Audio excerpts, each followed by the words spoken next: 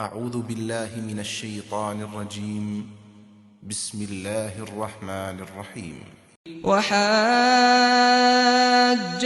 قومه قال أتحاجوني في الله وقد هدان ولا أخاف ما تشركون به إلا أن يشاء ربي شيئا وسع ربي كل شيء علما أفلا تتذكرون وكيف أخاف ما أشركتم ولا تخافون أنكم أشركتم بالله ما لم ينزل به عليكم سلطانا فأي الفريقين أحق بالأمن إن كنتم تعلمون الذين آمنوا ولم يلبسوا إيمانهم بظلم أولئك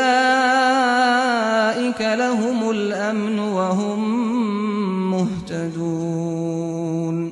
اس کی قوم اس بات پر اس سے جھگڑنے لگی۔ اس نے جواب دیا، کیا تم اللہ کے بارے میں مجھ سے جھگڑتے ہو؟ درا حالے کہ اس نے میری رہنمائی فرمائی ہے، میں ان سے نہیں ڈرتا جنہیں تم اس کا شریک ٹھہراتے ہو۔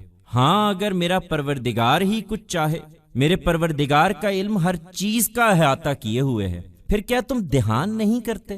اور میں ان چیزوں سے کیسے ڈروں جنہیں تم شریک ٹھہراتے ہو، جبکہ تمہارا حال یہ ہے کہ تم اس بات سے نہیں ڈرتے کہ تم نے ان چیزوں کو اللہ کا شریک بنا رکھا ہے جن کے حق میں اس نے تم پر کوئی سند نازل نہیں کی ہے۔ سو بتاؤ کہ ہم دونوں فریقوں میں سے کون امن و اطمینان کا زیادہ مستحق ہے اگر تم جانتے ہو۔ حقیقت یہ ہے کہ امن و اطمینان تو انہی کے لیے ہے جو ایمان لائے اور انہوں نے اپنے ایمان کو ظلم سے آلودہ نہیں کیا، اور وہی راستہ پانے والے ہیں۔ His people started to argue with him on this. He replied, "Do you argue with me about God even though He has guided me? I do not fear those who you regard as His partners.